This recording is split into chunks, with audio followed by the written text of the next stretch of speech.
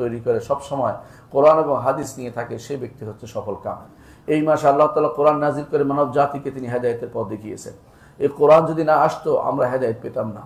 কোরআন আমাদেরকে হেদায়েতের পথ দেখিয়েছেন, কারণ মুহাম্মদুর রাসূলুল্লাহ সাল্লাল্লাহু আলাইহি ওয়াসাল্লাম তিনি ছিলেন তখন হেদায়েতের পথ দেখিয়েছেন, কিন্তু তিনি একটা বাণী রেখে গেছেন কিয়ামত পর্যন্ত তা পড়ে পড়ে মানুষ হেদায়েত প্রাপ্ত হবে। তিনি চলে গেলেও তার হাদিস তার বক্তব্য রয়ে গেছে, কিন্তু কোরআনে কারীম আল্লাহর বাণী হিসেবে আমাদের কাছে রয়ে গেছে। আল্লাহ তাআলা যখনই কোনো বাণী পাঠিয়েছেন তিনি সেটাকে দিয়েছেন মানব জাতির হেদায়েতের জন্য। সেটা তিনি নামও দিয়েছেন যে এটার নাম হচ্ছে হেদায়েত। তিনি বলেছেন ফাইম্মা ইয়াতিয়ান্নাকুম মিন্নি হুদান ফামান তাবিআ হুদায়া ফালা খাউফুন আলাইহিম ওয়া লা হুম ইয়াহজানুন। তোমাদের কাছে আমার পক্ষ থেকে হেদায়েত যাবে, এই হেদায়েত হচ্ছে তার বাণী। তিনি যদি এই বাণী না দিতেন জগৎ অন্ধকারে থাকতো। এই অন্ধকার জগৎ আলোকিত হয়েছে আল্লাহর বাণীর মাধ্যমে। আল্লাহর বাণী পড়ে হেদায়েত প্রাপ্ত হয় মানুষ, আল্লাহর বাণী পড়ে অন্ধকার থেকে মুক্ত হয় এবং শয়তানের শৃঙ্খল থেকে তারা মুক্ত হয়ে যায়। সুতরাং রমজান করিম আল্লাহ তাআলা আমাদেরকে দিয়েছেন এই মাসে, তিনি হেদায়েতের জন্য কোরআনে কারীমকে দিয়েছেন। এই মাসটি কত গুরুত্বপূর্ণ আমরা একটু বুঝার চেষ্টা করি। তৃতীয়ত, এই মাসে আল্লাহ তাআলা একটি মাস দিয়েছেন যাতে করে আগেকার লোকেরা বেশি দিন বাঁচতে পারত, আমরা বেশি দিন বাঁচতে পারি না, আমাদের বয়স কম থাকে। এই মাসে আমরা যেন অল্প সময় ইবাদত করে বেশি লাভবান হতে পারি, আল্লাহ তাআলা আমাদেরকে এমন একটি মাস দিয়েছেন, সেটার নাম হচ্ছে লাইলাতুল কদর। এই মাসে এই সুযোগটি শুধু পাবেন, অন্য মাসে এই সুযোগ আপনি পাবেন না। অন্য যে সমস্ত বর্ণনা এসেছে অমুক এটা করলে ওইটা করলে লাইলাতুল কদরের সওয়াব পাওয়া যাবে, এদের অধিকাংশ এই বর্ণনাগুলো দুর্বল। এই জন্য এই মাসটিকে যথাযথভাবে আমাদের কাজে লাগাতে হবে। আল্লাহ তাআলা বলছেন ইন্না আনজালনাহু ফি লাইলাতিন মুবারাকা, কোরআন তিনি মুবারক রাতিতে নাজিল করেছেন। এই মুবারক রাতের ব্যাখ্যা তিনি অন্যত্র দিয়ে বলেছেন ইন্না আনজালনাহু ফি লাইলাতুল কদর, এই কোরআনকে আমরা নাজিল করেছি লাইলাতুল কদরে। লাইলাতুল কদরে নাজিল করেছি। লাইলাতুল কদর খায়রুম মিন আলফি শাহর, হাজার মাসের চেয়ে উত্তম। ৮৪,০০০ বছর, ৮৪ বছরের মতো হয়। ৮৪ বছর আপনি বাঁচতে পারবেন না, এত বছর আপনার এক রাতে ইবাদত করে আপনি প্রাপ্ত হয়ে যাবেন। এই সুযোগ আপনার আমার জন্য রয়েছে, এই সুযোগ কোনোদিন হেলায় নষ্ট করবেন না এবং সেগুলোকে যত কাজে লাগাতে হবে। এই মাসটি এত গুরুত্বপূর্ণ এই জন্য। এই মাসে আল্লাহ তাআলা আমাদের জন্য সিয়াম, কিয়াম এবং এই মাসে ঈমান ইহতিসাব, যদি কোনো আমরা আল্লাহর উপর ঈমান যথাযথ ঠিক থাকে এবং সওয়াবের আশা যথাযথভাবে করতে পারি, অবশ্যই আমাদের গুনাহসমূহ ক্ষমা নিতে পারবো। কারণ রাসূলুল্লাহ সাল্লাল্লাহু আলাইহি ওয়াসাল্লাম আমাদেরকে সেটা জানিয়েছেন এবং সেটা দ্বারা আমরা সওয়াব, একদিকে সওয়াব যেমন কামাবো, আরেকদিকে তেমনি গুনাহ খেয়ে আমরা আমাদের পথ থেকে দূরে সরে দিতে পারবো। গুনাহ আমাদের আমল নামা যে গুনাহ লেখা হয়েছে সেগুলিকে আমরা মুক্ত করতে পারবো। এই মাসে আল্লাহ তাআলা জান্নাতের দরজাগুলো খুলে দেন এবং জাহান্নামের দরজাগুলো বন্ধ করে দেন এবং যে সমস্ত শয়তানগুলো খুবই খারাপ শয়তান সেগুলিকে আল্লাহ তাআলা বেঁধে রাখেন। কেন বেঁধে রাখেন? এই জন্য যে এই মাসে জান্নাতের দরজাগুলো খুলে দেন যাতে করে জান্নাতের কাজ যারা করবে তাদের জন্য সেটা তারা সহজ হয়ে যায়। জাহান্নামের দরজাগুলো বন্ধ করে দেন যাতে করে জাহান্নামের কাজ যেন কেউ না যায় এবং একজন নেমে আসে, ফেরেশতা বলতে থাকেন ইয়া বাগিয়াল খাইর আকবিল, যে কল্যাণ চায় সেই জন্য এগিয়ে আসে, আর যে অকল্যাণ করে সেই জন্য নিজেকে অন্য কাজে ব্যস্ত রাখে, অকল্যাণ যেন না করে। সেজন্য এই মাসটি হচ্ছে আপনার আমার জন্য আল্লাহর পক্ষ থেকে একটি বিশাল হাদিয়া। এই মাসে আমাদের কিছু কাজ করতে হবে, কারণ আল্লাহ নিজের জান্নাত খুলে দিয়েছেন, দরজা খুলে দিয়েছেন, ঢুকার চেষ্টা করতে হবে, শুধুমাত্র ঢুকার চেষ্টা করতে হবে। দরজা খুলে দিয়েছেন, জাহান্নামের দরজা বন্ধ করে দিয়েছেন।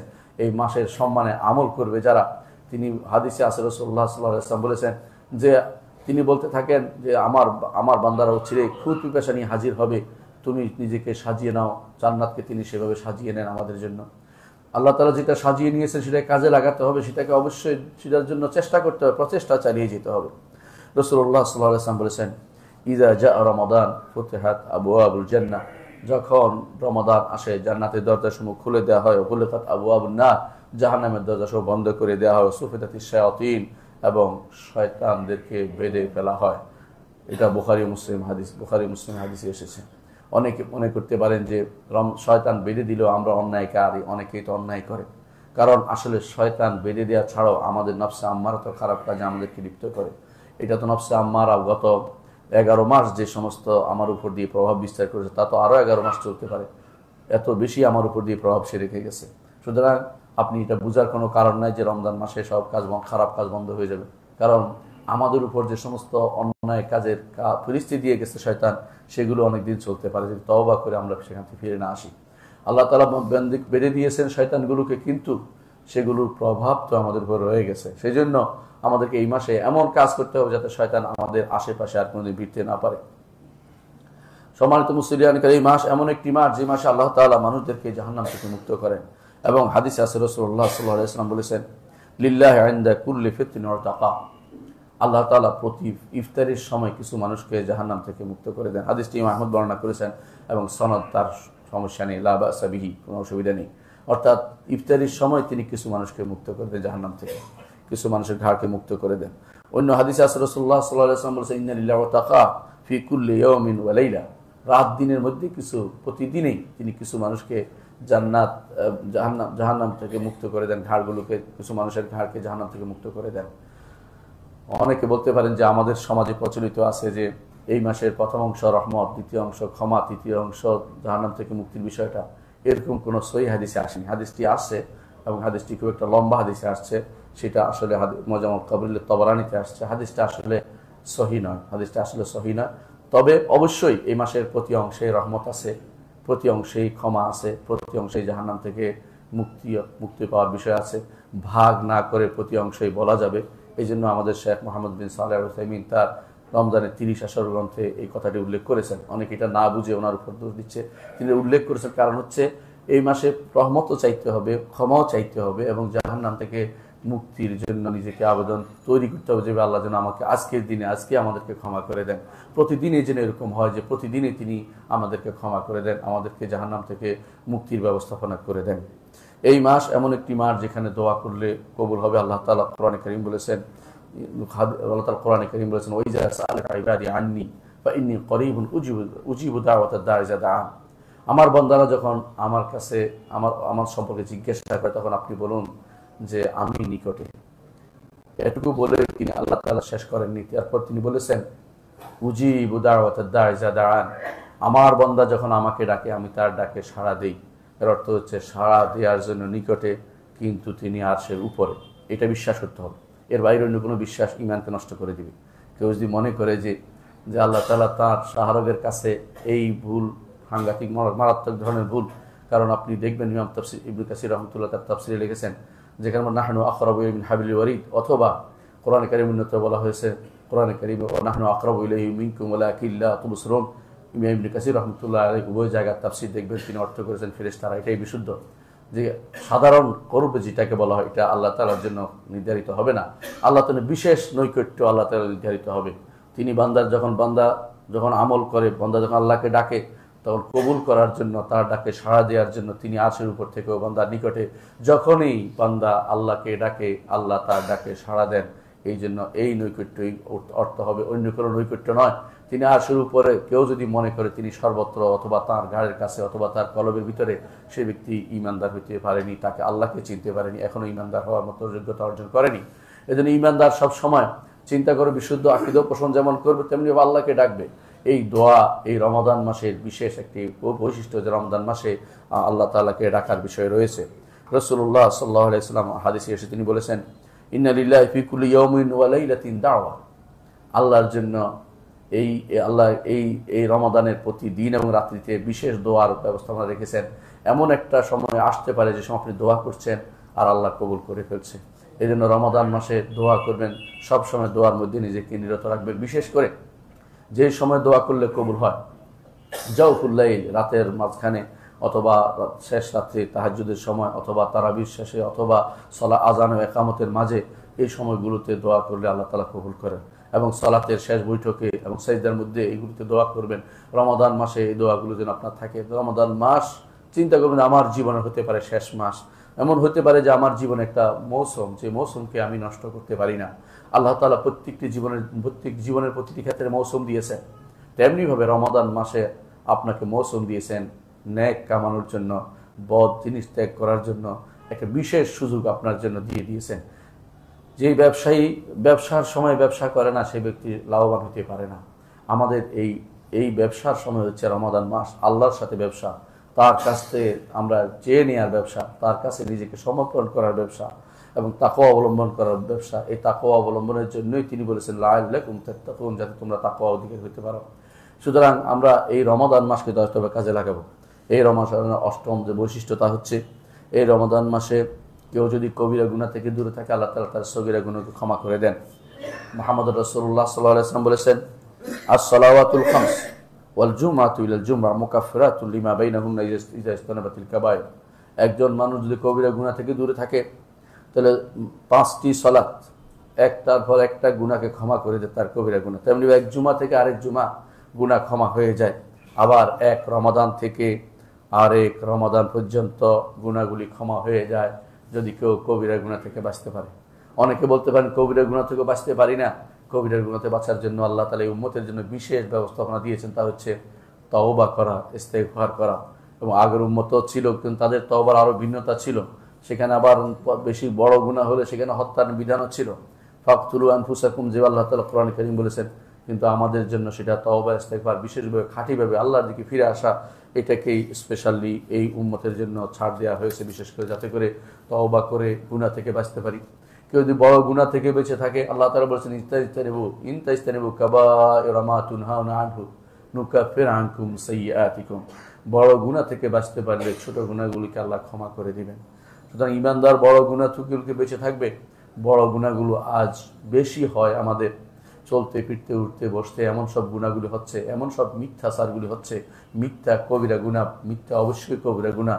এবং অনেকগুলো কবিরা গুনাহ আমাদের অনেক ভাই করেন, যারা দাড়ি কামান বিশেষ করে প্রতিদিনই কবিরা গুনাহ করে চলেছেন। তাদেরকে বলছি, এরকম অনেকে আছে গান শুনেন, অনেকে আছে হারাম কাজে লিপ্ত আছে, অনেকে আছে মিথ্যা কথা বলে পণ্য বিক্রি করছেন, অনেকে আছে মিথ্যা ছাড়া তার কথা চলে না, টেলিফোনে মিথ্যা বলেন, কথায় মিথ্যা বলেন, মিথ্যা কর্মকাণ্ড, এগুলি সবই কবিরা গুনার অন্তর্ভুক্ত। এগুলিকে পরিত্যাগ করলে আল্লাহ তাআলা ছোট গুনাহগুলিকে ক্ষমা করে দিবেন। রমাদান আমাদের জন্য আগের গুনাহগুলো ক্ষমা পাওয়ার একটা সুযোগ আল্লাহ করে দিয়েছেন। এই সুযোগকে আমরা কোনোভাবেই অবহেলা করব না। 10 নম্বর কাজ হচ্ছে রমাদান মাসে 10 নম্বর ফজিলত হচ্ছে এটা যে এই মাসে যদি কোনো কেউ এই মাসে ইমামের সাথে দাঁড়ায়, ইমামের সাথে দাঁড়ানোর অন্য মাসে কোনো নির্দেশনা দেওয়া হয়নি। অন্য মাসে যদি কোনো কেউ রাতের বেলা এসে কোনো ইমামের সাথে একজন দুইজন দাঁড়ায়, এটাতে নিষেধ নাই, এটা এমনি জায়েজ আছে পড়া। রাসূলুল্লাহ সাল্লাল্লাহু আলাইহি ওয়াসাল্লাম একদিন ইবনে আব্বাসকে তার পাশে দাঁড় করিয়ে সালাত আদায় করেছেন। এর দ্বারা প্রমাণিত হয় যে কোনোদিন যদি কোনো কেউ অঘোষিতভাবে এসে কারোর সাথে দাঁড়িয়ে যায় নফল সালাতে, তাহলে সেটা রাতের বেলা সেটা বৈধতা আছে, অর্থাৎ সে রাতের বেলা অঘোষিতভাবে তাহাজ্জুদে পড়তে পারবে। কিন্তু ঘোষণা দিয়ে আমরা তাহাজ্জুদ পড়বো অমুক রাত্রিতে, এই জাতীয় কাজ করা বিদআত, সেটা করতো না মুহাম্মদুর রাসূলুল্লাহ সাল্লাল্লাহু আলাইহি ওয়াসাল্লাম, এটা করতেন না। এই জাতীয় কাজ যারা করে তারা অবশ্যই সেটা পরিত্যাগ করবেন। ঘোষণা দিয়ে কোনো নফল সালাতের এরকম নীতি রাসূলুল্লাহ রাখেননি, কিন্তু রমাদান মাসে রেখেছেন। রমাদান মাসে তিনি এই রাত্রিগুলিতে কিয়ামের ব্যবস্থাপনা করেছেন, তিনি নিজে দাঁড়াতেন, এমনকি তিনি 3 দিন দাঁড়িয়েছেন। তারা সাহাবায়ে কেরাম বললেন যে আমরা ভয় পাচ্ছিলাম যে আমরা ফালাহ পাবো না, ফালাহ তারা বলতো যে সাহারি খেতে পারবো না, এমন অবস্থা আমাদের উপনীত হয়েছে। কিন্তু শেষ পর্যন্ত 3 দিনের পর রাসূলুল্লাহ সাল্লাল্লাহু আলাইহি ওয়াসাল্লাম 4th দিন আর বের হলেন না। সাহাবায়ে কেরাম অপেক্ষা করছেন এবং শেষ পর্যন্ত বের হয়ে তিনি বললেন যে আমার আশঙ্কা হচ্ছিল যদি কোনো আমি আজকেও বের হতাম না, তোমাদের উপর সেটা ফরজ করে দেওয়া হয়, সেজন্য আমি তোমাদের সেটা বের হইনি। যখন রাসূলুল্লাহ সাল্লাল্লাহু আলাইহি ওয়াসাল্লাম দুনিয়া থেকে চলে গেলেন, আবু বকর খলিফা হলেন, তিনি মুরতাদদের দমনে ব্যস্ত ছিলেন, এই জন্য এই সুন্নতকে জারি করতে পারেননি। কিন্তু ওমর ইবনে খাত্তাব রাদিয়াল্লাহু আনহু তিনি দেখলেন তার সময় যে মসজিদের মধ্যে ভিন্ন ভিন্নভাবে সালাত আদায় হচ্ছে, কেউ এখানে এক গোষ্ঠী ওখানে আরেক গোষ্ঠী জামাতে সালাত আদায় করছে।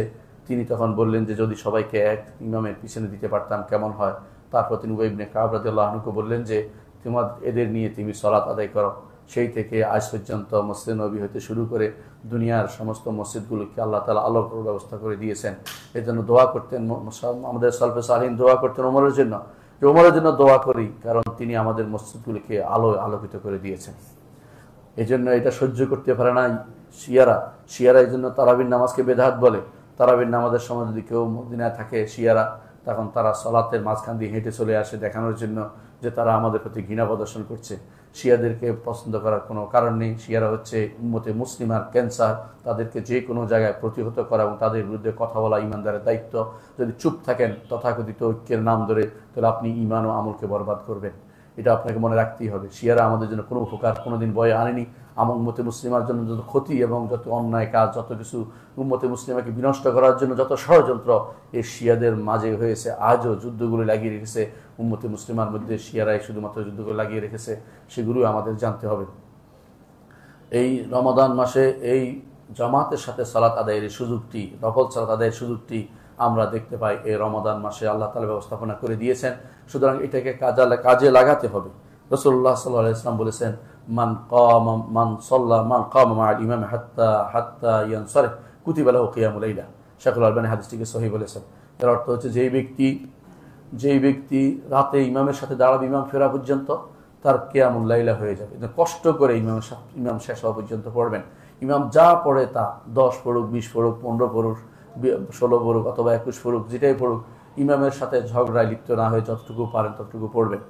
ইবনে তাইমিয়া রাহমাতুল্লাহ আলাইহি বলেন, সাহাবায়ে কেরাম কত পড়েছেন এ নিয়ে তর্ক করা যাবে না। কারণ হচ্ছে সাহাবায়ে কেরামের মধ্যে বিভিন্ন রকমের বর্ণনা আছে। কেউ সারা রাতও পড়তেন, সুতরাং কেউ 8-এর বেশি পড়েন নাই এমন বক্তব্য দেওয়া যাবে না।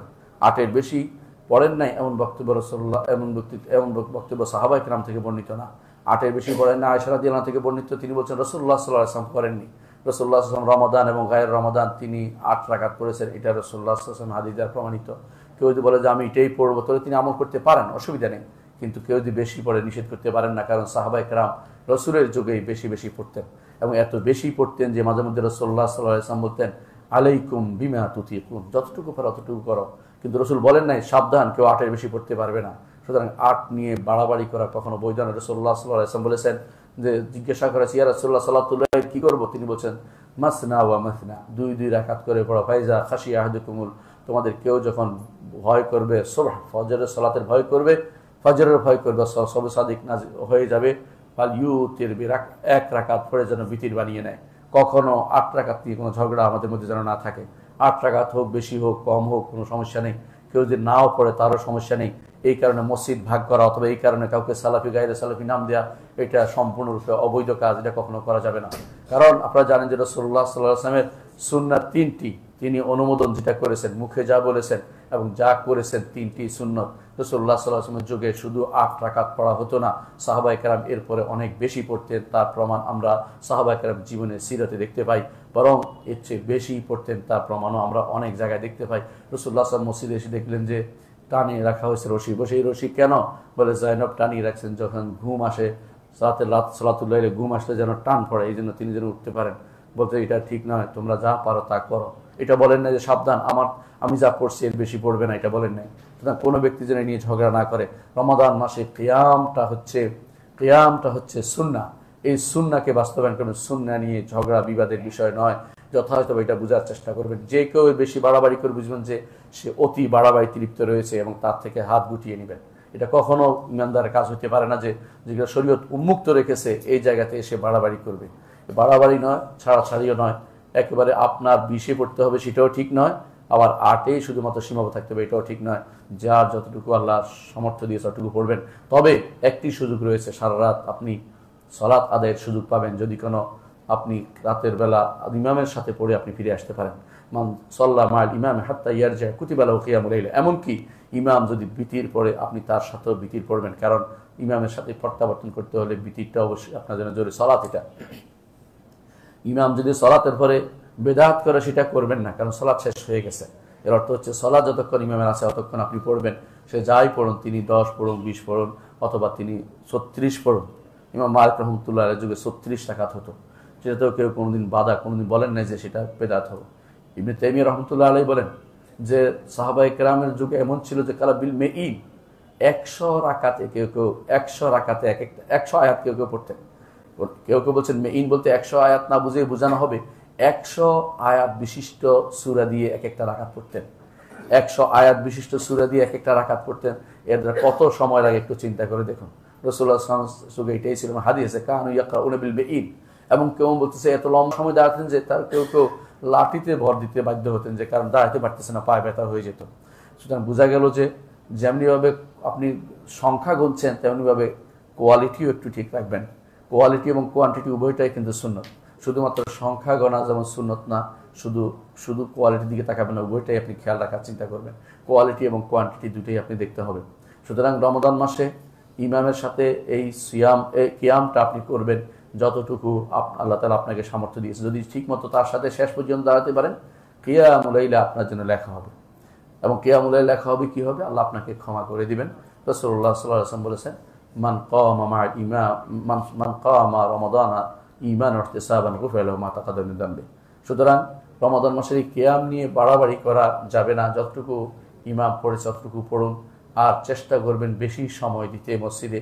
4 রাকাত পড়ে বসে যাওয়া বা 8 রাকাত পড়ে চলে যাওয়া, এটা ইমানদারের লক্ষণ হতে পারে না। ইমানদার যতটুকু পারে বাড়তি সালাত আদায় করবেন। এমনও হতে পারে একটি সাজদা আপনার জন্য আখিরাতের মুক্তির কারণ হতে পারে, এবং সেটা কোন সাজদা হবে? 8 রাকাতের পরেরটাও তো হতে পারে, 20 রাকাতের পরেও হতে পারে, 36 রাকাতও হতে পারে। ইমামরা সেভাবে পড়তেন। ইমাম ইবনে তাইমিয়া রাহমাতুল্লাহ যেটা বলেছিলেন সেটা আপনাকে মনে করে দেশকে বলছেন, যখন তারা কি করতেন, যখন দেখতেন যে কষ্ট হচ্ছে তখন রাকাত বাড়িয়ে দিতেন। রাকাতের মধ্যে একটা নাশাত আসে, প্রতি রাকাত বাড়িয়ে দিতেন। আর যখন দেখতেন তাদের মধ্যে নাশাত আছে, তৎপরতা আছে, কর্মতৎপর আছেন, ঘুম আসছে না, তখন তারা লম্বা কেরাত দিয়ে তখন সালাতটা আদায় করতেন। তখন তারা কখনো 8 পড়তেন, কখনো 20 পড়তেন, কখনো বেশিও করতেন। ইমাম মালিক রহমতুল্লাহ আলাইহির সময় তারা মক্কাবাসীদের সাথে প্রতিযোগিতা লিপ্ত হতেন ইবাদতে। মক্কাবাসীরা সাধারণত তারা 4 রাকাত পড়ে একবার কাবার তোয়াফ করে আসতো। এটা দেখে ইমাম মালিক রহমতুল্লাহ, আমাদের তো আর তোয়াফ করার জায়গা নেই, আমরা অতিরিক্ত আরও 2 রাকাত বেশি করে সালাত আদায় করবো। এইভাবে তারা 36 রাকাত পর্যন্ত তারা সালাত আদায় করেছেন। সুতরাং এই ব্যাপারে বাড়াবাড়ি না করি, নির্ধারণ না করে যে যতটুকু পারি অতটুকু পড়তে পারেন। আর কোনো ইমাম মসজিদ এসে নির্ধারণ করতেই পারেন, একদিন 8 আরেকদিন 20 পড়তে পারেন, কোনো সমস্যা নেই। একদিন 12, একদিন তিনি 21 পড়তে পারেন, কোনো সমস্যা নেই। একদিন 13, এইভাবে ভাগ করে তিনি পড়তে পারেন, অর্থাৎ সহ বিতির সহ পড়তে পারেন, এতে কোনো অসুবিধা নেই। এটাতে নির্ধারণ প্রতিদিন হইতে হবে জরুরি না। ইমাম যা পড়ে তা পড়ুন, এটাই হচ্ছে কাজ। অনেকে হয়তো মনে করতে পারেন যে এই মাসে কোরআন নিয়ে দাঁড়ানোর ক্ষেত্রে হয়তো এই সিদ্ধান্ত আসতে পারে অনেকে মনে, যে কোরআন নিয়ে দাঁড়ানো বেদাত। এটা ঠিক নয়, কারণ সাহাবায়ে কেরাম কোরআন নিয়ে দাঁড়াতেন। সাহাবায়ে কেরাম যে কাজটি করেছেন এটাকে বেদাত বলা যায় না। সাহাবায়ে কেরাম যা করতেন তা কখনো বেদাত নয়, বরং সাহাবায়ে কেরামের নীতি অনুসারে আপনাকে এই কোরআন নিয়ে রমাদান মাসে আপনি সালাতে দাঁড়াবেন এবং খতম করার চিন্তা করবেন। খতম করা কোনো বেদাত নয়। এই জন্য যারা খতম করা বেদাত বলে তাদের অনেকে হেফজ করতে পারে না, এবং তাদের সন্তানরাও হাফেজ হতে পারে না, নিজেরাও কোরআন শুদ্ধ করে পড়তে পারে না। এরা বেশিরভাগই বেদাত নিয়ে, বেদাত নিজস্ব বেদাত তা চালু করে দিয়েছে। কোরআন পড়া কখনো বেদাত নয়, কোরআন খতম করা বেদাত নয়। সলবে সালের নীতি ছিল এটা। সলবে সালের নীতির বাইরে কেউ সালাফি হতে পারে না, এটা আমাদেরকে মনে রাখতে হবে। একক কোনো ব্যক্তির বক্তব্যই সালাফি বক্তব্য নয়, এটাকে শিখে রাখতে হবে আমাদেরকে। সুতরাং কোরআনে কারিমে কেউ যদি কোরআন নিয়ে দাঁড়ায় এবং কোরআন খতম করে এবং সুন্দর করে পড়ে, অবশ্যই সেটা সালাফি নীতি। তবে এটা নয় যেটা আমাদের অনেকেই পড়ে থাকেন, শুধুমাত্র কোরআন খতমের নাম করে এক শব্দ শুরু করেছেন, শেষ পর্যন্ত কোনো মাঝখানে থামার কোনো সুযোগ নেই, অনবরত পড়ে যাচ্ছে একজন, সেই জন্য অন্য কোনো কোরআন নয় অন্য কোনো গ্রন্থ পড়ছে। এটা কখনো রাসূলুল্লাহ সাল্লাল্লাহু আলাইহি ওয়াসাল্লাম আদর্শ ছিল না, সাহাবায়ে কেরামের আদর্শ ছিল না। হাদ্দান যে কেরাত আপনারা পড়েন, অর্থাৎ শব্দ কেটে কেটে কি পড়ছে কেউ বুঝতে পারেন, শুধু শেষ শব্দ বুঝতে পারছে, এরকম কেরাত আল্লাহ রাসূল সাল্লাল্লাহু আলাইহি ওয়াসাল্লামের সাহাবীদের যুগে ছিল না, সর্বসার নীতি ছিল না, সেটাকেও খেয়াল রাখতে হবে। আর এই মাসে আপনারা জানেন যে ওমরাতে হজের মতো সওয়াব রয়েছে। বিশাল সুযোগের, এই 10টি সুযোগের কথা বলছি এই রমাদান মাসে। আসলে কি কি কাজ করবেন আমি 1 নম্বর কাজ বলছি। প্রথম কাজ হচ্ছে সওম পালন করা। সওম পালন করা। কারণ রাসূলুল্লাহ সাল্লাল্লাহু আলাইহি ওয়াসাল্লাম বলেছেন, এক সাহাবী এসে বলেন, ইয়া রাসূলুল্লাহ আমাকে একটু ওসিয়ত করো। তিনি বলছেন, আলাইকা বিস-সাওম ফাইন্নাহু লা ইদ্দা লাহু অন্য বলেছেন লা মিসলা লাহু। তুমি সওম পালন করো, সওমের মতো আর কোনো কিছু নেই। কারণ সওমের মতো আর কোনো কিছু নেই, কারণ সওমের মাধ্যমে একজন মানুষ ইয়াদাউ তাআমাহু ওয়া শারাবাহু, খাবার এবং পানীয় ছেড়ে দেয়, প্রবৃত্তিকে নিয়ন্ত্রণ করতে পারে, এবং সে পরিপূর্ণভাবে এমন কাজ করে আল্লাহ তাআলা যেটাকে বলে ইখলাসের একটা পরাকাষ্ঠা দেখাতে পারে। কারণ আপনি গোপনে খেয়ে ফেললে সওমটা তো আর হলো না, গোপনে কিছু পান করে সওমটা তো আর হলো না। সওম যদি হতেই হয় যে কোনো মূল্যে আপনাকে খাবার পানীয় এবং অন্য একটি কাজ থেকে বিরত থাকতেই হবে। সুতরাং আপনি তো বুঝতেই পারছেন যে এখানে এই সওমের মতো আর কোনো কিছু হতে পারে না। দ্বিতীয়ত, এই সওমের মাধ্যমে জাহান্নাম থেকে মুক্ত হবেন। রাসূল বলে দিয়েছেন, আসিয়ামু জুন্নাতুম মিনান নার, জাহান্নাম থেকে ঢাল হিসেবে সওম আপনার জন্য ব্যবহৃত হবে। সুতরাং সওম যেহেতু ঢাল হবে, সেই ঢাল জাহান্নাম থেকে ঢাল এবং গুনাহ থেকেও ঢাল হয়। সওম গুনাহ করতে পারবেন না, যখনই হাত বাড়াবেন মনে হবে যে এই কাজটি করতে পারবো না, আমি সওম। কেউ যদি ঝগড়া করে আপনি উত্তর দিতে পারবেন না, বলবেন যে আমি তো সওম, আমি তো সওম পালনকারী, আমি তো উত্তর দিতে পারছি না। সেই জন্য সওম আপনার জন্য নিজেই একটি বড় ধরনের কাজ। এই জন্য আল্লাহ রাসূল সাল্লাল্লাহু আলাইহি ওয়াসাল্লাম বলেছেন, হাদিসে কুদসিতে আল্লাহ তাআলা বলেন, বনি আদমে যা করে এটা তার জন্য একান্তভাবে নির্ধারিত হয়ে যায়, তার সব লেখা হয়ে যায়, কি করছে তার সব নির্ধারিত। কিন্তু সওম এটা আমার জন্য রাখা হয়, আমার জন্য রাখা হয়। এই জন্য আল্লাহ তাআলা তিনি নিজে খান না, পান করেন না। বনি আদম আল্লাহর কর্মকাণ্ডের সাথে নিজেকে যুক্ত করতে চায়, নিজে খায় না, পান করে না। এই জন্য আস-সাওমু লি ওয়া আনা আজজি বিহি, আমি সেটার যাজা হব। আলেমগণ বলে থাকেন অর্থ হচ্ছে ফেরেশতারা সেটার জবাব উত্তর কাজে কি লিখবে। একজন মানুষ যখন কাজ লেখে, কোনো সেটা লেখে যে এই কাজের এই সওয়াব লিখবে, কিন্তু ওই তো খায় না, পান করে না, ওটা কিভাবে লিখবে? এই জন্য আল্লাহ তাআলা বলেন আস-সাওমু লি ওয়া আনা আজজি বিহি, সওম আমার জন্য রাখা, আমি সেটা প্রতিদান দিব, সুতরাং তোমাদের লেখার প্রয়োজন হবে না। এবং সেই প্রতিদান হবে জান্নাতের রায়্যান নামক একটি দরজায়, স্পেশালি তাদের জন্য থাকবে। রাসূলুল্লাহ সাল্লাল্লাহু আলাইহি ওয়াসাল্লাম আমাদেরকে জানিয়েছেন। আরেকটি হাদিসে রাসূলুল্লাহ সাল্লাল্লাহু আলাইহি ওয়াসাল্লাম বলেছেন, মান সামা রমাদানা ঈমানান ওয়া ইহতিসাবান গুফিরা লাহু মা তাকাদ্দামা মিন যামবি, যে কেউ রমাদান মাসে সাওম পালন করবে, সাওম পালন করে ঈমান এবং ইহতিসাবের সাথে। ঈমান অর্থ আল্লাহর উপর ঈমান রেখে, স্লিম হওয়ার জন্য না, সওয়াবের আশায়, দুটা, স্লিম হওয়ার জন্য না। অনেক দেখবেন যে জীবনে কোনোদিন সালাতের ধার ধারে না, রমাদান মাসে সাওম পালন করে, তার সাওম আল্লাহর দরবারে কবুল হবে না। যদি না তওবা করে এই মাস থেকে রমাদান থেকে সাওম শুরু করে, সালাত শুরু করে দেয়, তখন শুধুমাত্র তার সাওম কবুল হবে, নাহলে তার সাওমের কোনো মূল্য নেই। এই জন্য তার সাওম হবে শুধুমাত্র ক্ষুধা পিপাসা বন্ধ থাকা, না খেয়ে থাকা, শরীর গঠন করা, এই জাতীয় কিছু একটা হবে। তার সাওম কোনোদিনই আল্লাহর দরবারে কবুল হবে না। যে ব্যক্তি সালাত আদায় করে না, তার কোনো সাওম হবে না। এই জন্য সালাত আদায় করতে হবে সবার আগে, আর সাওম পালন করতে হবে তারপরে। এই জন্য ঈমানান ওয়া ইহতিসাবান, সওয়াবের আশায় করতে হবে। সওয়াবের আশা করতে হচ্ছে আপনাকে অবশ্যই আগের কাজ আগে করতে হবে। যেমন আগের কাজ হচ্ছে লা ইলাহা আশহাদু আল্লা ইলাহা ইল্লাল্লাহ মুহাম্মাদুর রাসূলুল্লাহ থাকতে হবে আপনাকে। দ্বিতীয়টা হচ্ছে আপনাকে সাওম পালন করতে হবে। এরপরে গিয়ে আপনার যদি কোনো সময় আসে রমাদান মাস, তখন সাওম পালন করতে হবে। এর রমজান সালাত নাই, তার সাওমের কোনো মূল্য নেই, একটুও কবুল হবে না, আল্লাহর দরবারে সেটার কোনো মূল্য নেই। এই জন্য অবশ্যই ঈমান ও ইহতিসাবের সাথে সাওম পালন করতে হবে। দ্বিতীয় যে কাজটি করতে হবে তা কিয়াম করতে হবে, রমাদান মাসের কিয়াম করতে হবে। আল্লাহ তাআলা কোরআনে কারীম বলেছেন, ওয়াল্লাযীনা ইয়াবিতুনা লিরাব্বিহিম সুজদান ওয়া কিয়ামা, যারা তাদের রবের জন্য রাতের বেলা দাঁড়িয়ে থাকে সিজদা এবং কিয়াম অবস্থায়। দাঁড়িয়ে থাকলে হবে, এর অর্থ হচ্ছে সালাত পালন করে। এটার নাম হচ্ছে তাহাজ্জুদ। ওয়া মিনাল লাইলি ফাতাহাজ্জাদ বিহি নাফিলাতাল লাক আসা আন ইয়াবআসাকা রাব্বুকা মাকামান মাহমুদা। রাতের বেলা তাহাজ্জুদ পালন করা এটা নেককার বান্দারাই শুধু পারে, অনেকেই পারে না। যারা একবার মজা পেয়ে গেছে তারা ছাড়তে পারে না, আর যারা মজা পায়নি তারা সেটার জন্য উঠতে পারে না। আল্লাহ যাকে পছন্দ করেন তাকেই শুধুমাত্র রাতের ইবাদতের জন্য একান্তভাবে নির্ধারণ করে নেন। এই জন্য একান্তভাবে নির্ধারণ করলে কাউকে কোনোদিন বলবেন না, গোপন রাখবেন। সলফে সালেহিন অনেকেই ইবাদত করতেন, তার স্ত্রীও জানতে পারতো না কখন উঠে গেছে, কখন ইবাদত করছে। সেরকম অবস্থা রাখবেন, বলে দেওয়ার জন্য নয়, একান্তভাবে আল্লাহ আপনাকে পছন্দ করেছেন, তার অভিসারে তার সাথে কথা বলার জন্য গোপনে তার সাথে কথা বলবেন, এই সুযোগটা আল্লাহ দিচ্ছেন। কারণ শেষ রাতিতে আল্লাহ তাআলা নেমে আসেন নিকটতম আসমানে। তিনি যেভাবে নেমে আসার উপযুক্ত সেভাবে নেমে আসেন, তো অবশ্যই তিনি আরশের উপরেই থাকেন। তার নেমে আসা আমাদের নেমে আসার মতো নয়, এটা ঈমানদার বিশ্বাস করে। নেমে আসে তিনি বলতে থাকেন, হাল মিন মুস্তাগফিরিন ফাগফির লাহ, এমন কেউ কি আছে আমার কাছে ক্ষমা চাইবে, আমি তাকে ক্ষমা করে দিব। এমন কেউ কি আছে আমার কাছে কিছু চাইবে, আমি তাকে দেব। এমন কেউ কি আছে আমার কাছে দোয়া করবে, আমি তার দোয়া কবুল করব। সেজন্য রমাদান মাসে এই সুযোগটি আমরা নিতে পারি। প্রথম রাতিতে ইবাদতের মাধ্যমে যেটা হয় সেটাও তাহাজ্জুদের আরেক নাম তারাবি। তারাবি, তাহাজ্জুদ, কিয়ামুল লাইল, সালাতুল লাইল একই জিনিস, কোনো পার্থক্য নেই। প্রথম রাত্রিতে পড়লে তারাবি বলে, শেষ রাত্রিতে পড়লে তাহাজ্জুদ বলে, এগুলি কোনো পার্থক্য নেই। এই জন্য অনেকে মনে করে থাকেন যে হারামাইন শরীফাইনে 8 রাকাত 10 রাকাত পড়া হয়, এতে মহা খুশি এক একজন। খুশি হওয়ার কিছু নেই, শেষের 10 দিনে তো বেশি পড়া হয়। এরা তো শেষের দিন বেশি পড়ে, মনে রাখবেন যে বেশি দিয়ে পড়তেছে অর্থ হচ্ছে এটা জায়েজ মনে করে তারা। কম পড়ার জন্য বিভিন্ন কারণে তারা এখন কম পড়ছে, হতেই পারে। একসময় বেশি পড়তো, আবার যদি কোনো আরও কম পড়ে, এটার কোনো দলিল হয় না। দলিল হবে কোরআন এবং সুন্নাহর আমল। এবং তারা যে শেষ 10 দিন বেশি পড়ে সেটা তো বলেন না, শেষ দিন বেশি পড়ে এটা কি বলবেন? তারাবি তাহাজ্জুদ একই সালাত। এই জন্য ওমর ইবনে খাত্তাব রাদিয়াল্লাহু আনহু বলেছেন যে নি'মাতুল বিদআতু হাযি, কত সুন্দর এই সুন্দর পরিকল্পনা হচ্ছে এটা।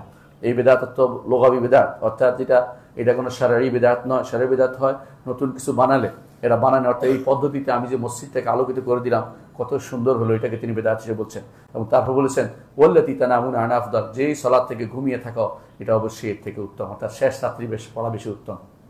কিন্তু যদি জামাতের সাথে হয় তাহলে প্রথম রাকাতে উত্তম, কারণ জামাতের সাথে প্রথম রাত্রি উত্তম, কারণ জামাতের সাথে সওয়াব বেশি।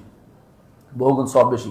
অনেকে মনে করে থাকেন শেষ রাতে পড়বো, প্রথম রাতে পড়বো না, প্রথম রাতে পড়বো না, ঠিক নয়। বরং প্রথম রাত্রিতে যদি জামাতের সাথে পড়া হয় এবং সবার সাথে পড়া হয় এটা উত্তম। এবং শেষ রাতে যদি একান্ত পড়া হয় তো এটা উত্তম।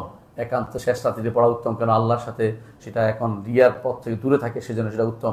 যেখানে জামাত হবে সেটা উত্তম বেশি, মনে রাখবেন। যেহেতু জামাত হয় এই জন্য প্রথম রাত্রিতে পড়া উত্তম। এটা আমাদের শেখ আব্দুল মোহসেন আব্বাদ হাফিজাহুল্লাহ মুসলিম নবীতে আমাদেরকে সেটা জানিয়েছেন। আমি তাকে প্রশ্ন করার পরে সেটি একজন প্রশ্ন করেছেন, হয়তো আমি প্রশ্ন করার মনে নেই, তিনি সে উত্তর এভাবে দিয়েছেন যে জামাত যেহেতু হয় সেখানে পড়াটাই উত্তম শেষ রাত্রি পড়াচ্ছে, অর্থাৎ শেষ রাত্রি একাকি পড়াচ্ছে। জামাতে যদি পড়ার সুযোগ যেহেতু আছে সেটা উত্তম বেশি হবে। অন্য সময় এইভাবে যেহেতু জামাতের সিস্টেম নেই, এই জন্য শেষ রাত্রিতে পড়া উত্তম। সবসময় শেষ রাতে পড়া উত্তম, কিন্তু জামাত রমাদান মাসে শুধুমাত্র তারাবির গুরুত্ব রয়েছে, এটাকে গুরুত্বের সাথে নিতে হবে। এটা বাদ দিয়ে ঘরে শেষ রাত্রিতে পড়বো এই সিস্টেমে যাবেন না। শেষ রাতে অতিরিক্ত পড়তেই পারবেন। শেষ রাতে যদি কেউ ইমাম সাথে পড়ে গেছেন, সেটা আরও পড়ছেন, কোনো সমস্যা নেই। ইমাম সাথে আপনি বিতির পড়েন নাই, বিতির পড়ে রেখে চলে গেছেন, যে ঠিক নয়, বিতির পড়ে যাবেন। শেষ রাতে অতিরিক্ত পড়লে আবার বিতির পড়তে হবে, জরুরি না।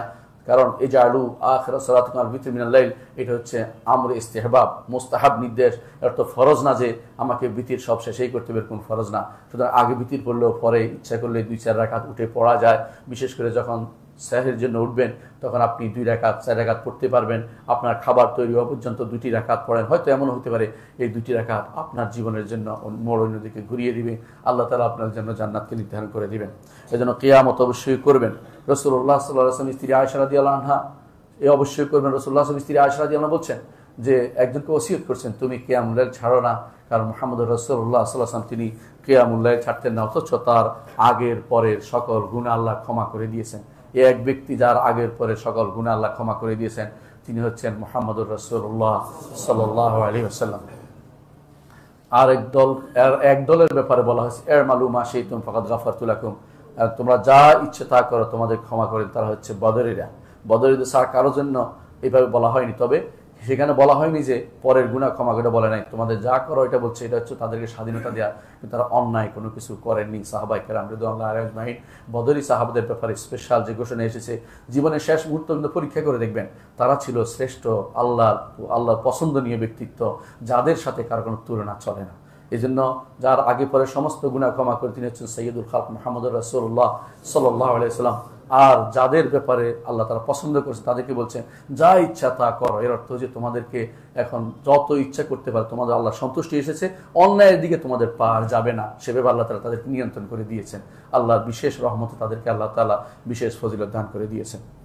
তৃতীয় যে কাজটি করতে হবে রমজান মাসে, তা হচ্ছে সাদাকা দিবেন বেশি বেশি করে। রমজান মাসে বেশি বেশি দান করবেন। রাসূলুল্লাহ সাল্লাল্লাহু আলাইহি ওয়াসাল্লাম বেশি বেশি দান করতেন, এমনিতেই তিনি বেশি দান করতেন। আর রমাদান মাসে তিনি বেশি দান করতেন, আরও বেশি দান করতেন যখন জিবরিল তার কাছে আসতেন। জিবরিলকে যখন তিনি কোরআন শোনাতেন, জিবরিলও তাকে কোরআন শোনাতেন। এই জন্য রমাদান মাসে দান করবেন সবচেয়ে বেশি। এই দানের মধ্যে অন্যতম হচ্ছে অনেকেই জাকাত প্রদান করেন রমাদান মাসে। অবশ্যই এটা একটা সুবিধা, অসুবিধা নেই। রমজান মাসে আপনি হিসাব করে জাকাত দিবেন এবং জাকাতের খাতগুলো নির্ধারণ করে পৌঁছে দিবেন।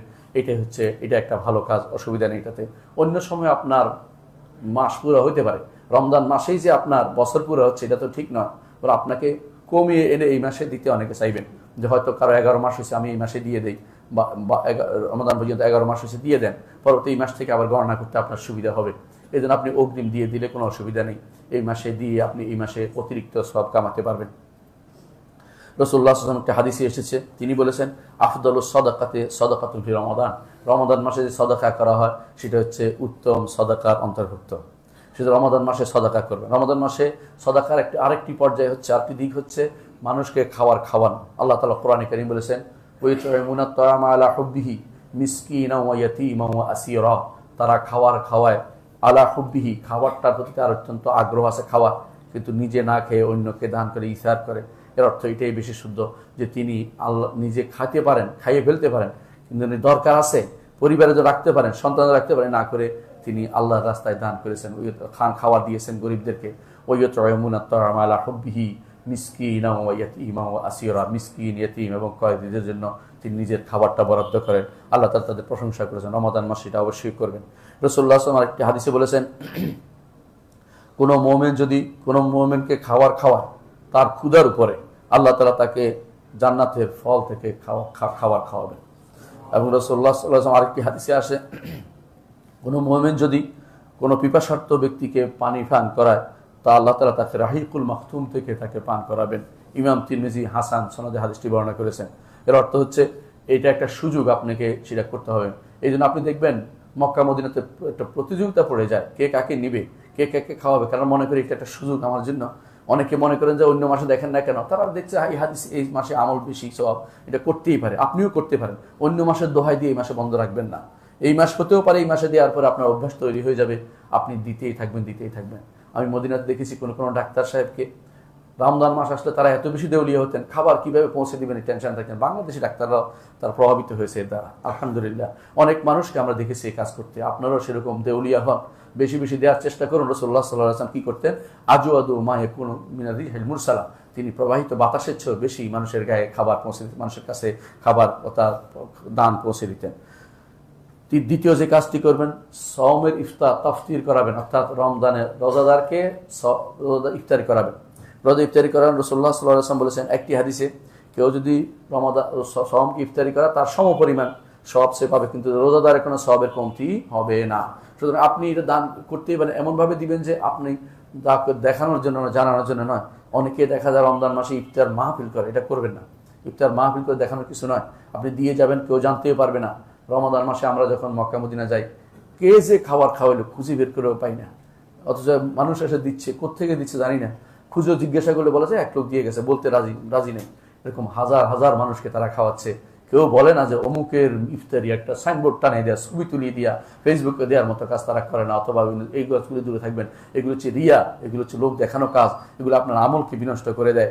আপনি এই জন্য ইফতার মাহফিলের যে সমস্ত ঘটা কাজ করে এগুলো থেকে দূরে থাকার চেষ্টা করবেন। দয়া করে এই কাজে কাউকে ডাকবেন না, আমাকেও ডাকবেন না, কারণ আমি এটা পছন্দ করি না। ইফতার মাহফিলের জন্য হাজির হই না রমজান মাসে, কারণ এগুলো বেশিরভাগই রিয়ার কাজে থাকে। এই রিয়া থেকে আপনি যতই বলেন না কেন, বেশিরভাগ ব্যাংকওয়ালারা এই রিয়াগুলি বেশি করে।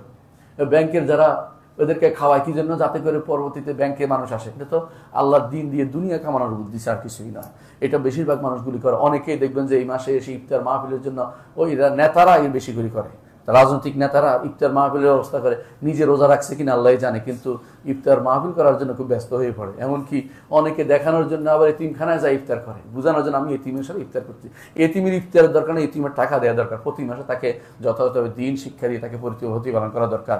এই জাতীয় লোক দেখানোর কাজ থেকে তাদেরকে বিরত রাখতে হবে। আপনারা সেখানে উপস্থিত হবেন না এবং ঘোষণা দিবেন যে লোক দেখানোর কাজের জন্য আপনাকে জন্য আল্লাহ তাআলা নিমন্ত্রণ করেন নাই।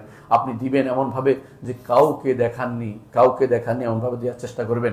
এটা ঈমানদারের কাজ, এটা ঈমানদার এটার ভিতরে নীতিকে সীমাবদ্ধ রাখে। অন্য একটা হাদিস আছে, রাসূলুল্লাহ সাল্লাল্লাহু আলাইহি ওয়াসাল্লাম বলেছেন, কেউ যদি রমাদান মাসে রোজাদারকে ইফতার করায় তো তার গুনাহসমূহ ক্ষমা হয়ে যাবে এবং তার ঘাড় আল্লাহ তাআলা জাহান্নাম থেকে মুক্ত করবেন। এই হাদিসটিও সনদ সহিহ বলে আলেমরা বলেছেন। এর অর্থ হচ্ছে এই দুটি কাজ আপনার অবশ্যই এই রমাদান মাসের সদাকার অন্তর্ভুক্ত হবে। রমাদান মাসে সদাকা করবেন, সাধারণ দান তো আছেই এবং বড় দান ফরজ দান তো করবেনই, অর্থাৎ যাকাতও দিবেন, এই কাজগুলিও করবেন। 4 নম্বর যে কাজটি করবেন রমাদান মাস হচ্ছে কিরাআতুল কোরআন, কোরআন তিলাওয়াত করবেন। এর আগে শুনেছেন রমাদান মাসে নাজিল হয়েছে যেহেতু কোরআন, আপনার জন্য দায়িত্ব হচ্ছে কোরআনের মাস, কোরআন নিয়ে থাকবেন। রাসূলুল্লাহ সাল্লাল্লাহু আলাইহি ওয়াসাল্লাম এই মাসে কি করতেন? তিনি এই মাসে জিবরিলের সাথে কোরআন মুদারাসা করতেন। মুদারাসাতে একজন বলতেন একজন শুনতেন। আপনি সেভাবে নিজে কোরআন নিয়ে থাকবেন। এবং এই মাসে কেউ ওসমান রাদিয়াল্লাহু আনহু এই মাসে প্রতিদিন রাতে 1 খতম পড়তেন। অনেকে বলে নিচে পড়া বেদাত নয়, সরফে সালিন যা করছেন তা বেদাত নয়, এটা আপনাকে মনে রাখতেই হবে। এর অর্থ হচ্ছে অনেকে তার কাছে হয়তো মনে হইতে পারে আমার কাছে এটা ভালো নয়। অন্য একটা হাদিসে আছে রাসূল সাল্লাল্লাহু আলাইহি ওয়াসাল্লাম যেটা নিষেধ করে দেওয়া হচ্ছে বুঝে নাই বলেছেন, কিন্তু যে বুঝে তার জন্য সেটা নয়। যে ব্যক্তি কোরআন অনবরত পড়ে যাচ্ছে বুঝে নাই, এটা থেকে নিষেধ করেছেন রাসূল। কিন্তু যারা বুঝে কোরআন অর্থ বুঝে তাদের জন্য যত বেশি পড়বে তত বেশি লাভ, কারণ তার অর্থ বুঝে বুঝে পড়তেছে, তার মজা লাগতেছে। এই বেশি যত বেশি পড়তে পারবে সেটা বাধা দেওয়ার কোনো জিনিস নাই। 3 দিন 5 দিন নির্ধারণ না করাই উচিত, কারণ সলফে সালিন কেউ 1 দিন 1 রাতিতে কোরআন খতম করতেন, কেউ 3 দিন করতেন, কেউ 7 দিনে করতেন, কেউ 10 দিনে করতেন, এমনকি কেউ সালাতে খতম করতেন। এটাও আমাদের বর্ণনাতে এসেছে। ইমাম শাফি রহমতুল্লাহ আলাইহি রমাদানের মধ্যে 60 খতম করতেন। ইমাম আসওয়াদ ইবনে ইয়াজিদ তিনি 2 দিনে 2 রাতিতে একবার কোরআন রমাদানের মধ্যেই তিনি কোরআন খতম করতেন সালাতের মধ্যে। ইমাম জুহরি যখন রমাদান মাস আসতো, আপনারা জানেন যে তিনি হচ্ছেন হাদিসের জাংশন বুঝেন, চতুর্দিক থেকে হাদিস তার কাছে এসে অন্যদিকে যায়। রমাদান মাসে তিনি কোনো হাদিসের দ্বার দিতেন না। রমাদান মাসে তিনি শুধুমাত্র কোরআন নিয়ে থাকতেন এবং বলতেন যে না, আজকে দিনে আমি কোনো আলেমদের সাথে বসার জন্য সময় নাই আমার, আমি এখন শুধু কোরআন নিয়ে থাকবো। কোরআন নিয়ে তিনি ব্যবসা। ইমাম মালিক রহমতুল্লাহ আলাই মসজিদে নবীর দাস দিতেন, কিন্তু তিনি সেই রমাদান মাসে আর তিনি দাসের ব্যবস্থা করতেন না। বলতে এই মাস হচ্ছে কোরআনের মাস। সুফিয়ান সাউরি রহমতুল্লাহ আলী এবং সুফিয়ান ওয়াইন ওরা কিন্তু সমস্ত আবাদত ত্যাগ করে রমাদান মাসে একমাত্র কোরআন নিয়ে তারা অবস্থান করতেন। এই জন্য অনেকে আছে রমাদান মাসে কোরআনকে পড়ে, আবার কেউ সাধারণ পড়া পড়ে, কেউ অর্থ সহ পড়ে। তবে নিঃসন্দেহে অর্থ সরা পড়া, বুঝে পড়া বেশি উত্তম, কোনো সন্দেহ নেই। কিন্তু সাধারণ পড়াকে অনুৎসাহ করা যাবে না। সাধারণ পড়াটা গুরুত্বপূর্ণ। সালফে সালিন সেটা করতেন এবং সেটা গুরুত্বের সাথে নিতে হবে যে এভাবেও পড়বো, ওইভাবেও পড়বো। কিন্তু কোনোভাবে যেটা না হয় সেটা হচ্ছে অনেকে এসে রমাদান মাসে এসে ফিতনা তৈরি করেন। কি করে এসে কেউ কোরআন পড়তে যার কাছে এসে ইসলামের অমুক তমুক বিধান, অমুকটা প্রতিপালিত হচ্ছে না, অমুকটা হচ্ছে না, এই জাতীয় কথা তুলে ধরে তাকে নষ্ট করতে, এতেকাফ নষ্ট করে, তার সময় নষ্ট করে। এইটা করা যায় না। কেউ যদি এরকম এসে আপনার কাছে বলতে থাকে, সঙ্গে সঙ্গে বলবেন যে আপনি কোরআন তেলাওয়াত করেন অথবা বাইরে যান, আমি ব্যস্ত আছি, স্পষ্ট বলে দিবেন। কারণ এখানে আর সময় নষ্ট করার কোনো সময় নেই। আপনার এতেকাফে এসে কেউ হয়তো অনেক কথা বলতে থাকবে। রমজান মাসে এসে আপনাকে তৈরি করবে কি জন্য? যে আপনারা যে রোজা রাখছেন, রোজা হয় নাই, আপনি একদিন আগে রোজা করেন, একদিন আগে ভাঙেন, এই জাতীয় ফেতনাবাজদেরকে দূরে রাখবেন। এগুলো আলোচনা করলে তিনি মসজিদ থেকে বের করে দিবেন যে ফেতনাবাজ, এগুলো সময় নাই। আমাদের সময় হচ্ছে কোরআন তেলাওয়াতের অর্থ সহ বুঝবো, কোরআন নিয়ে থাকার। এখানে অন্য কোনো স্টাডি কিছু চলবে না, অন্য কোনো বৈঠক চলবে না। কোরআনে কারিমে এখানে আপনার কোরআনে কারিম নিয়ে শুধুমাত্র আপনার সময় কাটাতে হবে। সলফসানি অনেকে কোরআন পড়ে কাঁদতেন, রাসূলুল্লাহ সাল্লাল্লাহু আলাইহি ওয়াসাল্লাম নিজে কোরআন শুনে কেঁদেছেন। আপনি কোরআন পড়ে, কোরআন শুনে যদি আপনার কান্না আসে রমাদান মাসে ইমানের পিছনে, কখন আসবে ইমানের পিছনে সে কান্না? যখন অর্থ বুঝেন, আপনি অবশ্যই কাঁদবেন। অনেকে বলে হারামাইন শরীফাইনে আলেমরা যে কেন কাঁদে আমার বুঝে আসে না। আপনার বুঝে আসবে কি করে? আপনি তো অর্থ বুঝেন না। আপনি অর্থ বুঝলে আপনি বুঝতে পারবেন যে ইমামরা কেন কাঁদে। আর আপনি তো বুঝেন না বলেই আপনার কাছে মনে হয় এইটাও যে সমান কথা না। এক একটা আয়াতের আল্লাহর কাছে কি আল্লাহর বাণীর কি যে বৈশিষ্ট্য এক একটা, এটা শুধুমাত্র আলেমরাই বুঝতে পারে। আল্লাহ তাআলা কোরআনে কারীমের জন্য বলছেন যে এই আমসালগুলো, তিলকাল আমসাল নাদরিবু লিন-নাস ওয়া মা ইয়াকিলুহা ইল্লাল আলিমুন। আলেমরা ছাড়া আল্লাহর কোরআনের মাসাল সমূহ বুঝার কারো ক্ষমতা নেই।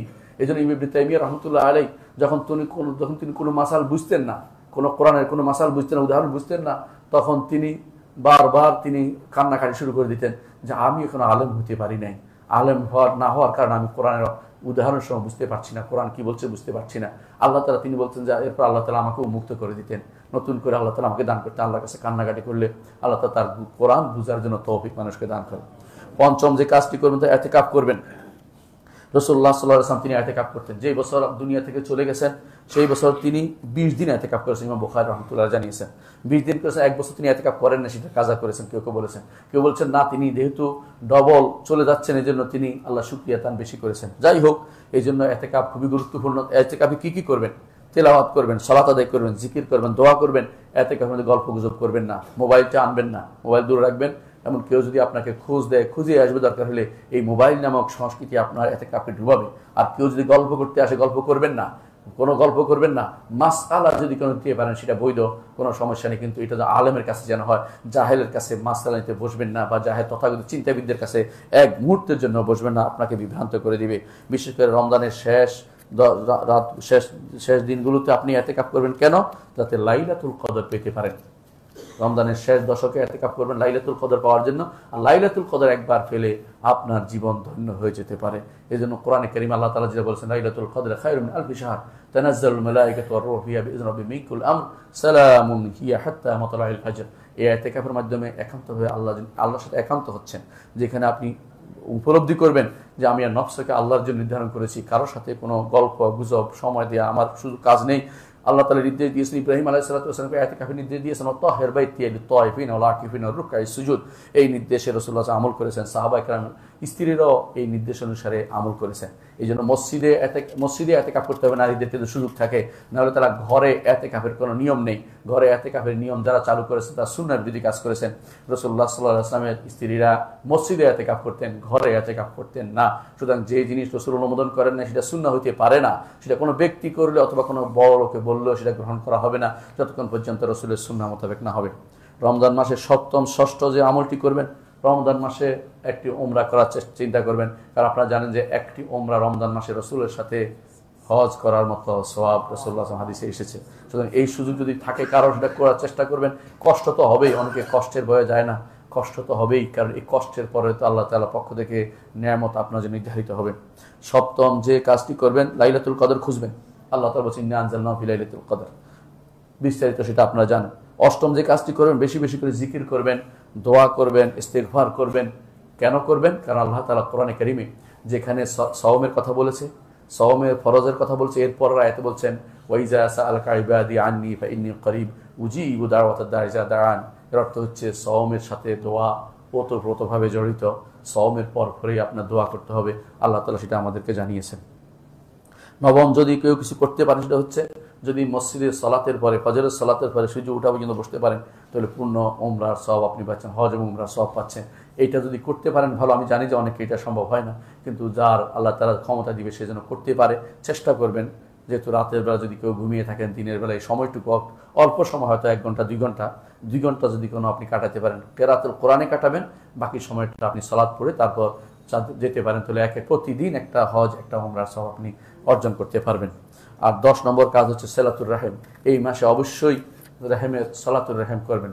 সালাতুর রাহিম অর্থ হচ্ছে আপনার আত্মীয়তার সম্পর্ক বজায় রাখা। সালাতুর রাহিম যেটা, আত্মীয়তার সম্পর্ক অনেক মাস হয়েছে আপনি অনেকের সাথে যোগাযোগ করেননি, অনেক কিছু করেন। দুনিয়ার এখন বর্তমান যে অবস্থা দাঁড়িয়েছে, অনেকে বাবা মার খোঁজ নিতে পারে না, আত্মীয় স্বজন খোঁজ নিতে পারে না। রমজান মাসে অবশ্যই যেন আপনার এই কাজটি আপনি অব্যাহত রাখবেন। তাদের সাথে যে কাট আপ হয়ে গেছে সম্পর্কটা, সেটাকে অবশ্যই পূর্ণতা দেওয়ার চিন্তা করবেন।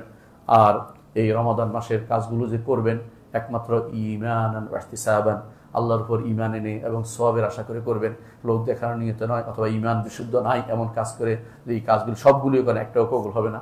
ঈমানটাকে পরিশুদ্ধ করতে হবে এবং আমলটাকে আল্লাহর জন্য খালেস করতে হবে। ঈমান শুদ্ধ এবং বিশুদ্ধ এবং পরিশুদ্ধ ইখলাসের সাথে যদি ইখলাসের সাথে আমলগুলি করেন, আল্লাহ তাআলা ইনশাআল্লাহ কবুল করবেন। আকুলু কাওলি হাযা ওয়া আস্তাগফিরুল্লাহ লি ওয়া লাকুম ওয়া লিসাইরিল মুসলিমিন ফাস্তাগফিরুহু ইন্নাহু হুয়াল গাফুরুর রাহিম।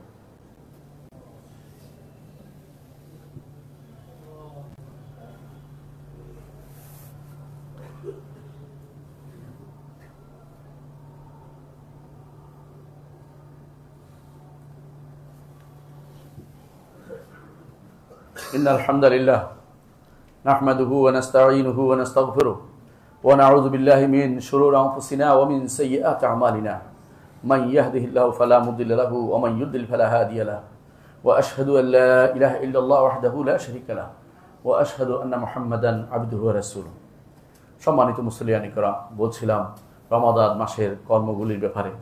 আরেকটি কর্ম এবং দুটি কর্ম, একটা করা একটি ছাড়া, দুইটা জিনিস বলবো। আরেকটি কর্ম হচ্ছে রমাদান মাসের শেষে এসে যাকাতুল ফিতরের বিষয়টা গুরুত্ব দিবেন। কেন গুরুত্ব দিবেন? যাকাতুল ফিতর রমাদান মাসের আমল না হলেও রমাদান মাসের শেষ 2 দিনের মধ্যে যাকাতুল ফিতর দেয়া সলফে সালিহিন নীতি ছিল, যাতে করে ঈদের সময় তারা জিনিসপত্র কিনতে পারতেন। আব্দুল্লাহ ইবনে ওমর রাদিয়াল্লাহু আনহু রমাদান মাস শেষ হওয়ার 2 দিন আগ থেকে তিনি যাকাতুল ফিতর প্রদান করতেন। আর যাকাতুল ফিতর প্রদান করার জন্য নেশাব পরিমাণ মাল হওয়া জরুরি না, এটা আপনাকে মনে রাখতে হবে। যার ঈদের দিনে নিজের চলার মতো সামর্থ্য আছে, অতিরিক্ত সম্পদ আছে, যেটা দিয়ে যাকাতুল ফিতর দিতে পারে, সেটা দিয়ে সে যাকাতুল ফিতর দিবে। এজন্য এই যাকাতুল ফিতর সবাইকে ভাগ করে দিবেন, পৌঁছে দিবেন। যাকাতুল ফিতর খাবার দিয়ে দিবেন, রাসূলের সুন্নাহ তাদের জন্য, এটা গুরুত্বের সাথে নেবেন। অন্য কোনো কাজ যতই জায়েজ তৈরি করা এক কথা, আর রাসূলের সুন্নাহ মোতাবেক আমল করা আরেক কথা, এটাকে আপনি খেয়াল করবেন। যাকাতুল ফিতর প্রদান করবেন শেষে। হ্যাঁ, যদিও যাকাতুল ফিতর ওই সময় আসে যখন ঈদের চাঁদ উঠে যায়, কিন্তু অগ্রিম দিতে পারবেন, যাতে করে যা উপকারী হয় মানুষের। ইমাম আবু হানিফা রাহমাতুল্লাহ আলাইহি সেটাকে রমজানের শুরু থেকে দেওয়া বৈধতা দিয়ে বলেছেন, বৈধ বলে তাদের উপকারে আসে, রমজানও তাদের কাজে লাগে। কিন্তু আমরা সুন্নাহ মোতাবেক বলবো, যেহেতু সালফে সালিহিনের কাজ ছিল। আব্দুল্লাহ ইবনে ওমর রাদিয়াল্লাহু তিনি বলতেন 2 দিন আগ থেকে অর্থাৎ ঈদের 2 দিন আগ থেকে তারা দেওয়ার ব্যবস্থাপনা করে, যাকাতুল ফিতর দেওয়ার ব্যবস্থা করবেন। আর আরেকটি কাজ করে হলো পরিত্যাগ করা। পরিত্যাগ কি করবেন? রাসূলুল্লাহ সাল্লাল্লাহু আলাইহি ওয়াসাল্লাম বলেছেন, মান লাম ইয়াদা কাওলা যুর ওয়াল আমালা বিহি ফালাইসা লিল্লাহি হাজাতুন আন ইয়াদা তাআমাহু ওয়া শারাবাহু। খারাপ কথা এবং খারাপ কাজ যদি ছেড়ে না দিতে পারেন, ওয়াল জাহলা এবং মূর্খতা ছেড়ে দিতে না পারেন, তাহলে আপনার খাবার পানীয় ত্যাগ করার মধ্যে কোনো উপকার নেই। এই জন্য এই কাজগুলি পরিত্যাগ করতে হবে। খারাপ কথা এবং খারাপ কাজ কি হতে পারে? সমস্ত গুনার কাজ খারাপ কথা এবং খারাপ কাজ। খারাপ কথা দিয়ে হয়, মিথ্যা কথা খারাপ, কাউলা জুর, মিথ্যা কথা, মিথ্যা কাজ, বসে বসে রাতে টিভি দেখা, বসে বসে হারাম জিনিস দেখা, ওই হাতের মধ্যে মুঠের মধ্যে লইয়া হারাম জিনিস দেখা, অথবা পর্নোগ্রাফিতে আসক্ত হওয়া, অথবা কোনো নারীর দিকে তাকিয়ে থাকা, কোনো হারাম কাজের কোনোটাকে বাদ দেয় নাই। ছোট্ট একটি কথা, যে কেউ হারাম কথা হারাম কাজ ত্যাগ করতে না পারে, মিথ্যা কথা মিথ্যা কাজ ত্যাগ করতে না পারে, সেই ব্যক্তি তার রোজা খুদ পিপাসা ছেড়ে দেওয়ার মধ্যে কোনো লাভ নেই, উপকার সে পাবে না। রমাদান উপকার পেতে হলে এই কাজগুলো ছেড়ে দিন। এই মাসে হতে পারে এই মাসে আপনি টিভি বন্ধ করেছেন, আর কোনোদিন সেটা খোলেননি, এমন হতে পারে টিভিটা ভেঙেও ফেলেছেন, কারণ এমন এক জিনিস যা বিক্রি করলেও সওয়াব নাই, গুনাহ ছাড়া বিক্রিও করা যায় না। সুতরাং এটা থেকে দূরে থাকবেন, এটাকে একেবারেই বন্ধ করে দিন। এমন হতে পারে আপনার সন্তানকে এই মাসে তৈরি করেছেন যে কোনোভাবেই সে আর অ্যান্ড্রয়েড সেট নিবে না, এরকম তৈরি করে ফেলুন। এটা আপনার জন্য উপকারী, পরকালের জন্য উপকারী, আপনার আখিরাতের জন্য এটা নাজাতের কারণ হতে পারে। আল্লাহ আমাদেরকে বুঝার তৌফিক দান করুন। আল্লাহ ওয়া সাল্লু আলা সাইয়্যিদিল বাশারিয়া মুহাম্মদ ইবনে আবদুল্লাহ।